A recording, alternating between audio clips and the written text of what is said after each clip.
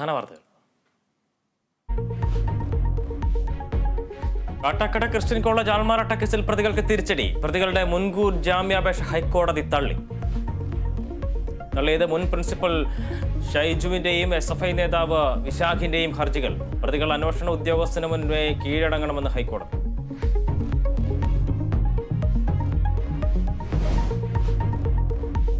രാഹുൽ ഗാന്ധിയുടെ മണിപ്പൂർ സന്ദർശനം തുടരുന്നു. മെയ്തൈ വിഭാഗങ്ങളുടെ മെയ്റാങ്ങിലെത്തി. റോഡ് മാർഗം പോകാൻ അനുമതി നിഷേധിച്ച് പോലീസ്. സംഘർഷം രൂക്ഷമായ മണിപ്പൂരിൽ അതീവ ജാഗ്രത.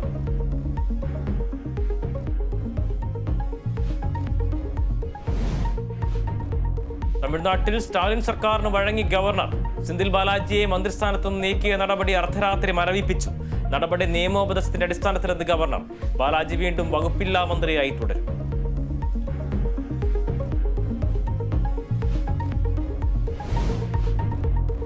പുതിയ ചീഫ് സെക്രട്ടറിയും DGPയും ഇന്ന് ചുമതലയേൽക്കും. ഡോക്ടർ V വേണുവും ഷെയ്ഖ് ദർവേഷ് സാഹിബും ചുമതലയേൽക്കുക വൈകിട്ട്.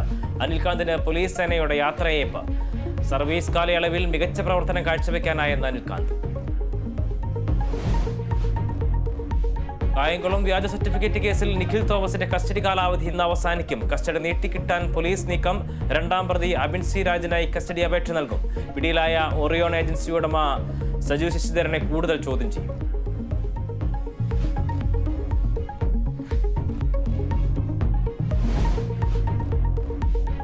മുസ്ലിം ലീഗുമായി CPM അടുക്കാൻ ശ്രമിക്കുകയാണെന്ന ആരോപണത്തിൽ പ്രതികരിച്ച ശ്രീ ദിവാകരൻ. ലീഗിനെ കൂടെ കൂട്ടി തുടർ ഭരണത്തിന് CPM ശ്രമിക്കുന്നുണ്ടെന്ന് ആരെങ്കിലും ചിന്തിച്ചാൽ ആ ചിന്തകൾ ചിതലരിക്കുകയുള്ളൂ എന്ന് ശ്രീ ദിവാകരൻ. പ്രതികരണം കേരള വിഷൻ ന്യൂസിന്റെ ട്രൂ കോളർ.